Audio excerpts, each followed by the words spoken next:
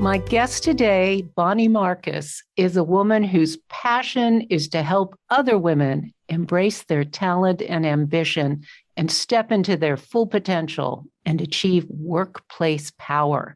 She's an award-winning entrepreneur, Forbes contributing writer, and executive coach. And she too has a great podcast, Badass Women at Any Age.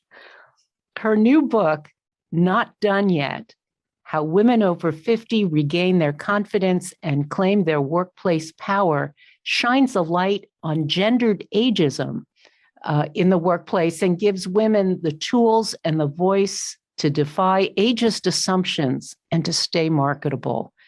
Bonnie Marcus, it's such a pleasure to have you on the latest version. Thank you for being here. Oh, thank you for inviting me. And I'm so glad we connected. Yes, this is great.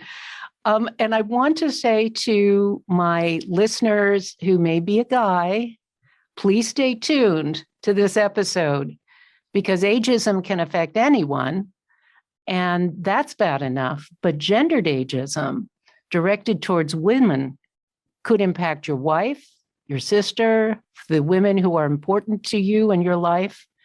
And there are so many women who are financially responsible for their children and eventually for their own retirement. And gendered ageism has potentially serious consequences for them. So, Bonnie, I am so glad you're here because you've done some important research on this topic. Please tell me what you found. Well, some of it was not surprising, but some of it was.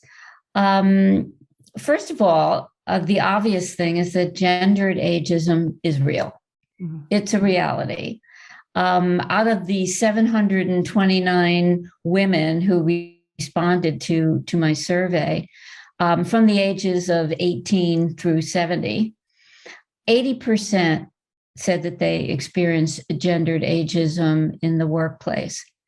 What was really interesting was that although, my work and my book has always focused on women approaching 50 and beyond, 77% of the women under 35 who responded to the survey said that they also had experienced gendered ageism in very similar ways, where people don't seek out their opinion, they aren't invited to key meetings, they aren't asked to be on some high-profile projects, except people talk over them.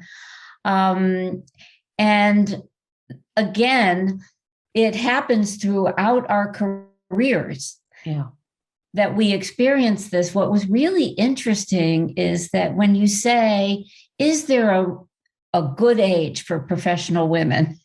Yeah. What's the right age? Right. When do you come into your own? Right. Right.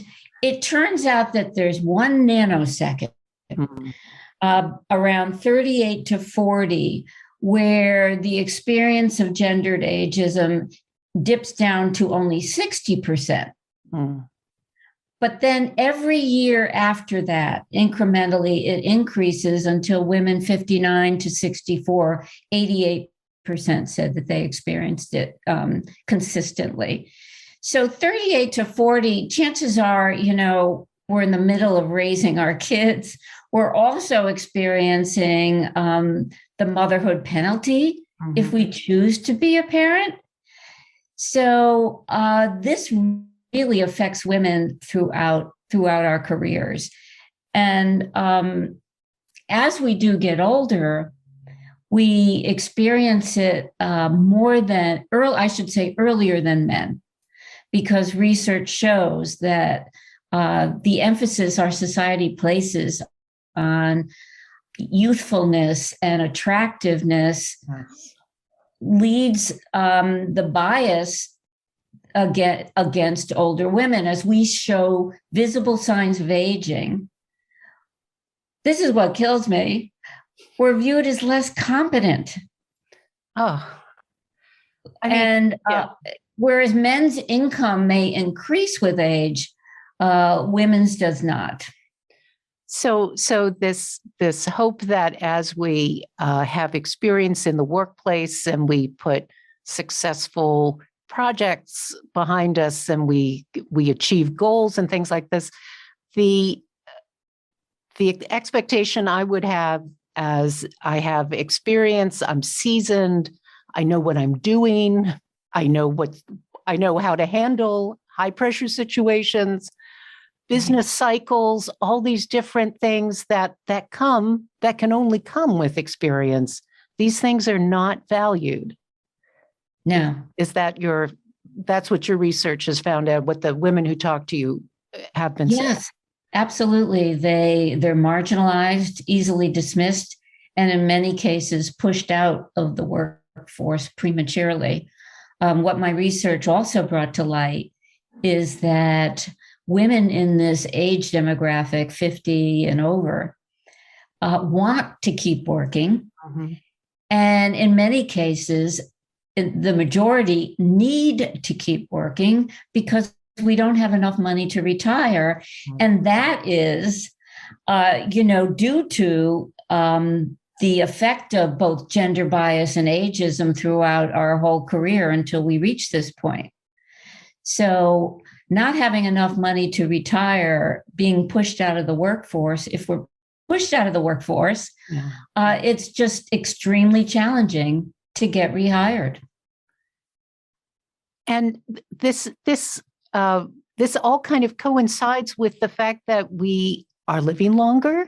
We have someone at 50 could have 30, 25, 30 years of a productive work life potentially ahead of them. And that's kind of scary to think that you could lose 10 or 20 years when you should be building income and be financially responsible for yourself, not to be, I don't want to say a burden, but you want to be able to take care of yourself and maybe your dependents because you have children, you might have aging parents who need your help. Right. So there are all sorts of things going on there. And there's also an interesting demographic shift happening where there are fewer young people coming into the workforce.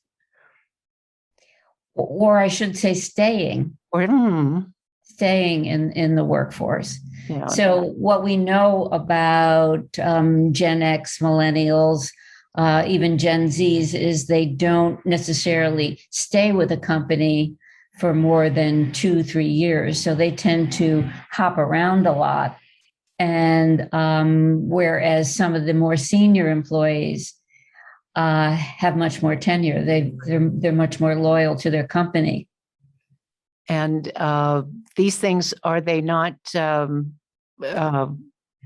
given priority in a company? What is the calculation? The calculations that younger people don't need to be paid as much, that they're going to move on anyway. They're just gaining experience and then going on to the next thing. So you don't need to hire someone older who may stay with you, but then you have to pay them more. Is there kind of a financial? You may have to pay them more. Although I tell you, I've interviewed many, many women who have been unemployed for years, mm-hmm. who even I'll take an entry-level position. Yeah. Of course, there is an assumption that they need to be paid more, perhaps. Mm-hmm. But younger employees are viewed as having much more value. And there are a lot of misconceptions, assumptions about older workers, mm-hmm. which aren't necessarily true. That we're too old to learn new things, that we don't have the energy and the stamina, that we aren't invested in our jobs anymore, and we're not good at technology. Research has proven that not to be the case as well, when in fact, we are much more engaged as employees. We're much more committed to doing the work and doing our best work, and committed to learning and upskilling. Yeah, I think a lot of us, when we get into a situation, to have an opportunity to learn new things and to put those skills to work, that's actually an exciting thing. Right. Yeah.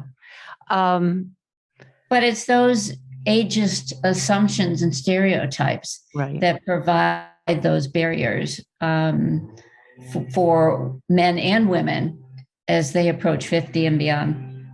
I've been talking to other people about the role of advertising and the images that are set forth of what older people, and I don't even know what older people anymore. I know. Right? What is it? It's such a large generation, I mean, you might see an article or something that's referring to someone in the 60 plus years, but the picture is obviously someone who's 85 or 90. It's like, no, there are like two generations being depicted here. And it's frustrating. And then you hear that the advertising managers who are putting the campaigns together are in their 20s or 30s. Yeah. And so anyone over 50 or 60, they have an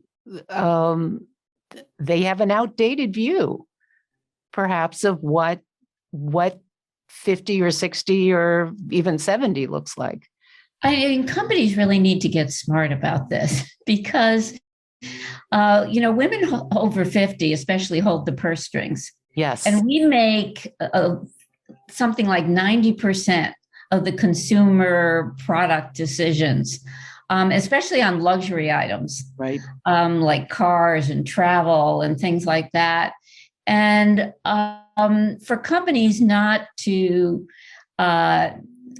value or to even consider the knowledge of women in this demographic, they're missing the boat. I mean, if you're developing even, cars, right? You can see more advertisement now where women are included in, especially on TV and car ads, right? Never used to be that way.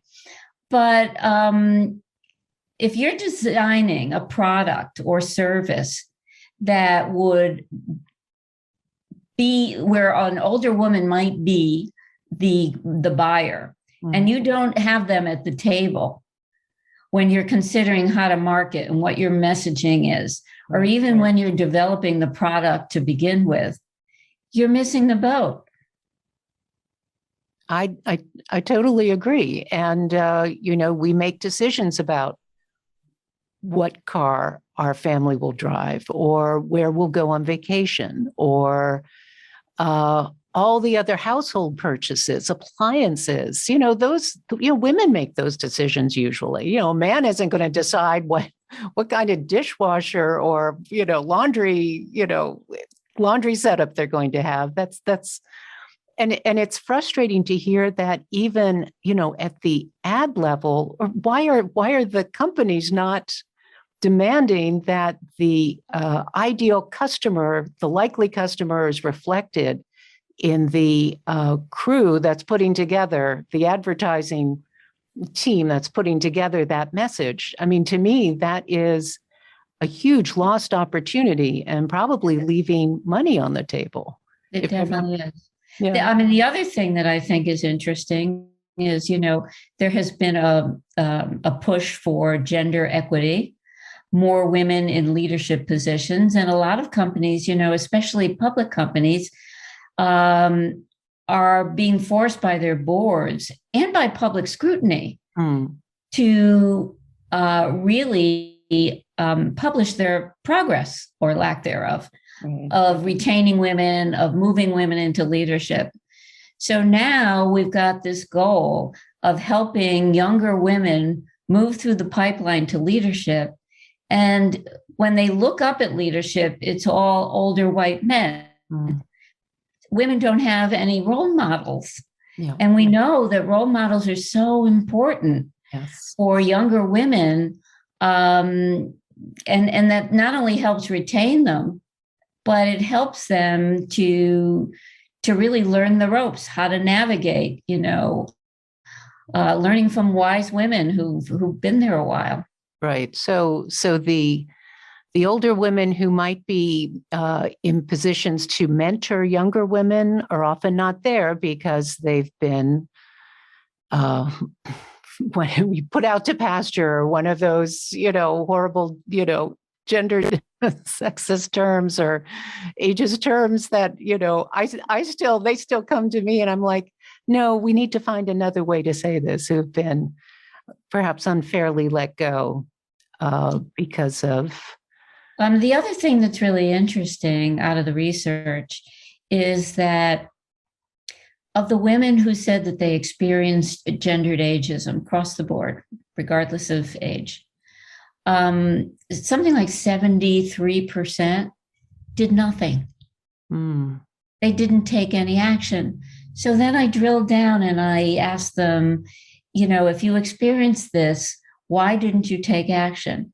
Well, many felt that they might lose their job. They feared the repercussions of it. They might be penalized. They didn't really know what to do. And if they did, in fact, reach out to HR, their dissatisfaction with that conversation was something like 50%. We're very dissatisfied. And if I hooked in moderately and very, it would be much higher, as well as their managers. So women stay silent. I say this is very similar to the Me Too movement for women before Me Too happened, is that we felt we didn't have a safe environment to speak up about our experiences in the workplace. We didn't have a legal background, foundation to protect us.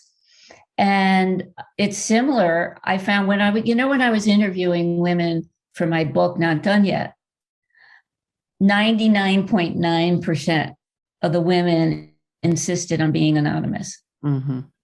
They were still working and they feared the repercussions. And they said that, they had really remained silent about this until I gave them a voice in the book, even if it was anonymous.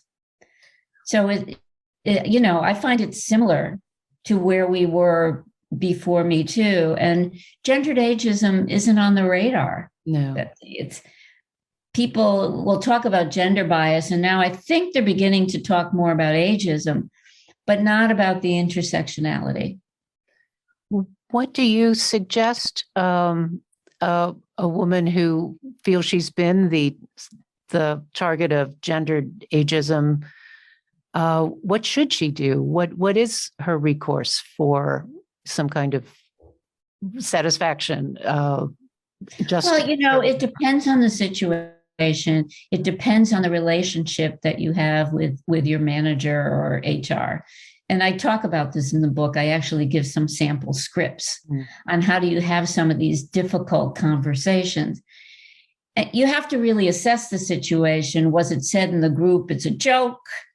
Could you then approach that person afterward and say, I felt very uncomfortable when you started talking about older women as dinosaurs, or, believe me, I've heard it all from some of the women I interviewed.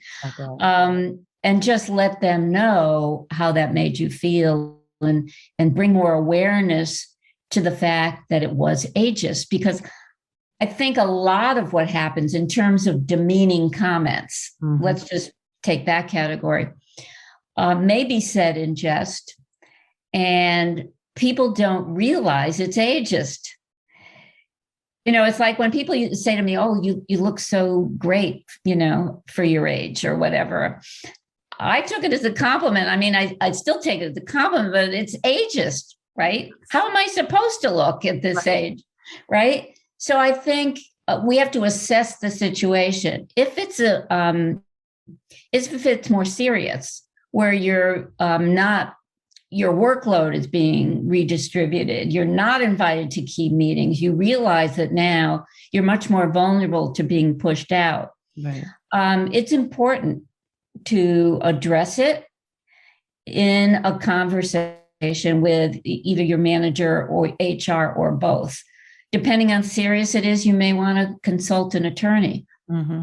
But you need to document your conversations so that there is something in writing. For instance, if you had a meeting with HR and you brought up your experience with gendered ageism, you want to document and say, thank you for the meeting today to discuss my experiences with so-and-so or here about gendered ageism. You want to put it in writing, because afterwards HR may say, oh, so you were bullied, or they may turn it into something that doesn't fall into that category. Yeah, it's important to have some tools in the toolbox there, and one is documentation, and that was something that certainly came out in the Me Too movement, right? Even having a conversation with a friend, this happened to me. What do you think? Or so that the friend could say, yeah, that evening we met for drinks and she told me what happened and this horrible comment that this person made. I think that's something we always need to keep in mind. Yeah. And the other thing, which may not be as obvious, is we need to address our own ageist beliefs and how we may hold ourselves back because we believe we're too old to get promoted, or we're too old to ask for a raise, or we're too old to get rehired at this tech company, or whatever it is, or, we need to look young to be considered for employment or a promotion. So a lot of this stuff where, we hold ourselves back. So the double whammy here is we face it externally because of our society, and the workplace reflects the bias of society. And we have internalized a lot of it. And then we believe it and we hold ourselves back. So we should take on new projects. We should learn that new software platform and be curious. Maybe, absolutely. Because brain research shows that the connections between the two lobes of the brain actually improve with age. There's more connectivity, which leads to more problem solving, a better temperament. So our short-term memory, may not be as great, but we also have a lot of benefits that we bring. Oh, interesting. I want to get your opinion on something, because there's been a lot of we're finally, we're talking about Me Too, and we're talking about gendered ageism, and women are also feeling freer to talk about health issues or stages of life, including things like menopause and the things that happen to you as you go through menopause. And I'm wondering if this is counterproductive to having older women in the workplace, because you might have someone who's thinking, I don't want to have to deal with that. I don't want an older woman who's going to have hot flashes all the time. I don't know what to say about that. And I don't know if it's a good thing or if it's a bad thing that's holding us back. Is it a good thing to be open about challenges that a lot of people have health issues that they may or may not talk about?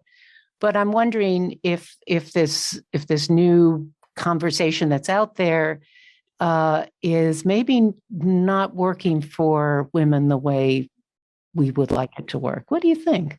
I think it's important to have the conversations. I definitely do.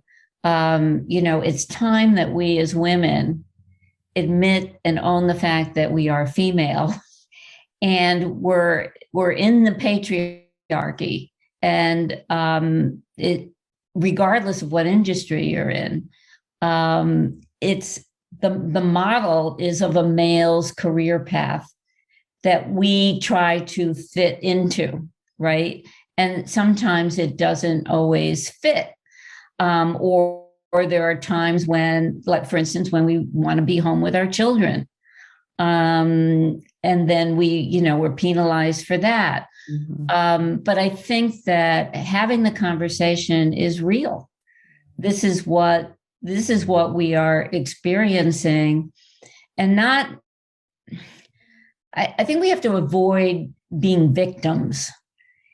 I think there's some strength in owning who we are as women, but not viewing it through the lens of, making it an excuse or being a victim because of it. I think there's strength in it. And I would advise anyone to hold on to that rather than seeing it as, we're being a victim. Right. There was some talk about with the Great Resignation or the Big Quit, whatever it is, that's been happening in this post-COVID time, that maybe this would represent an opportunity for older workers who want to get back into the workforce.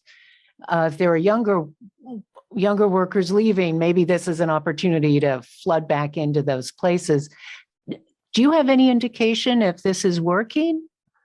If this is the case? I don't. I don't have an indication that it's working. I think it's very few companies recognize that maybe the solution to their low employment rate is to retain or hire some older workers who are very talented, who are very qualified, and who want to work. Yep. I just wrote an op-ed that will be published soon on that topic. It's like there's this great resignation, low employment rate, and yet companies are ignoring the fact that there is a pool of qualified workers, women over 50, especially, who need to work. Yep. So that seems to be an obvious match. So, maybe that could... maybe it'll be a reawakening, Betsy. Yeah. We can hope. Was this research, the research we've been talking about, was that done was that part of your book not done yet? Or was the research for your book previous to that, or was it all one project? Just out of curiosity. It was done after the book. It was done after the book. I did a lot of research for the book, but and I did a lot of interviews, and there's a lot of anecdotal material in there, not only about my own experiences in my own life, but all the women that I interviewed. Right. Along with general research about ageism and gendered ageism, et cetera, lookism, as Catalyst calls it, the emphasis on the way we look and how that affects our careers. Yeah. But no, I completed it afterwards. I was very curious how prevalent it was. I was very curious how it affected women of all ages, and wanted to know more about how it affected not only our job security, but our financial future. And so I did get a lot of information about that, which is pretty disheartening. Especially considering how much longer women live than men, to see them entering into those later years with less financial security, it's chilling, actually, to think that there are a lot of women who may find themselves in poverty towards the end of their lives when they need more resources, not fewer, because of probably health concerns or, whatever. It's a very serious issue. I interviewed a woman a couple of days ago who's 48, and she has been looking for a job for 10 years. Oh my gosh. Got a master's degree. And she's been homeless at times. She's divorced, 3 children. And it's just, she's done a lot of volunteer work. Mm-hmm. She stayed home with her kids for a while and is paying the penalty for that now that she's ready to re-enter the workforce. And this is not an isolated story. Right. Now that she's ready to re-enter the workforce, and she started doing this, 38, 39, she sees that younger women are getting the jobs and she's not. That's tough. So, I always like to kind of wrap up with 3 pieces of advice, and I'm sure you have more than 3 pieces of advice. What message can you send to my listener who is a woman of, ageism starts at the age of 40, which is rather shocking. How can we protect ourselves? How can we make the most of the situations we're in? Or what kind of advice do you have for anyone facing gendered ageism? Well, I would say the first thing is really to do some self-reflection and take a good hard look at the bias and some of the stereotypes and assumptions that you're making about yourself as you age, because they can be really powerful, Betsy, and you could be sabotaging yourself. Can you give me an example? Yeah, that you're too old to learn new things, that you're too old to get promoted, those kinds of things. Okay.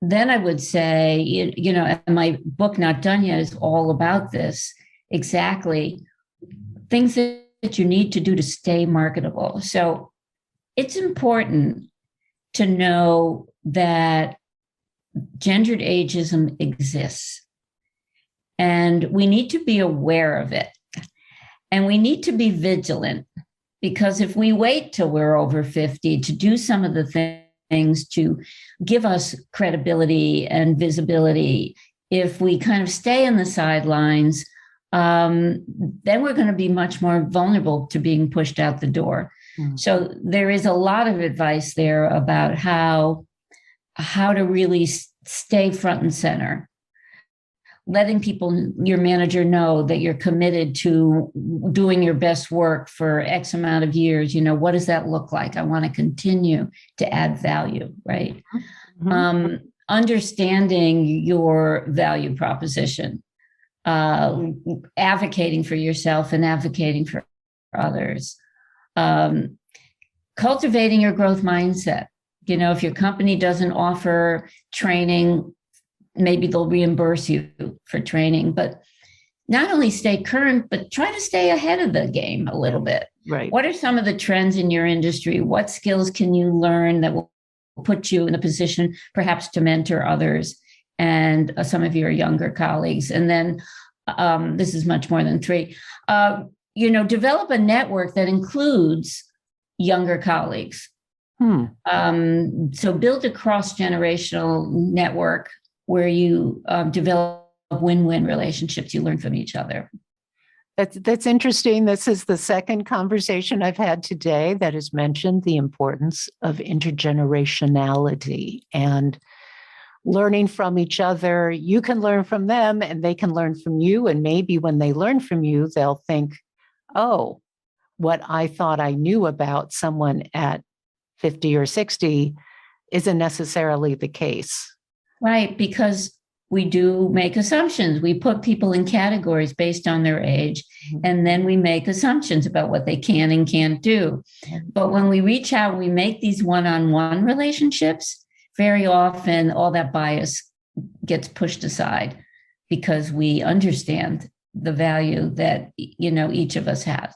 Yes, and so much of it is about individual abilities, not related to age or gender or race or any of those things. It's about the individual and the capabilities of those people, of individuals.